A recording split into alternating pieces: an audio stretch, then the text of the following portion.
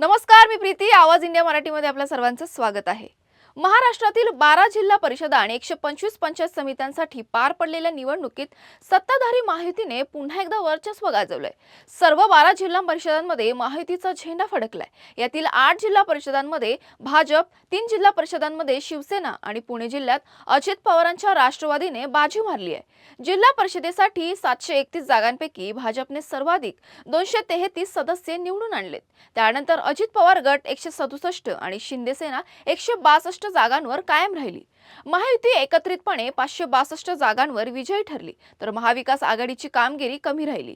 काँग्रेस 56, शरद पवार गट 26 आणि उद्धव सेना 43 जागा जिंकत यशस्वी झाली. एकूण 125 जागा आहेत. तर भाजपने याच वर्षी नगरपालिका आणि महानगरपालिका निवडणुकांमध्ये विक्रमी यश मिळवल्यानंतर आता जिल्हा परिषद आणि पंचायत समिती निवडणुकांमध्येही विजयाची हॅट्रिक साधत महाराष्ट्रातील नंबर 1 पक्ष ठरलाय. ग्रामीण महाराष्ट्रावर भाजपची पकड अधिक दृढ झाली असून विरोधी महाविकास आघाडीला या निवडणुकीत मोठा पराभव पत्करावा लागला आहे.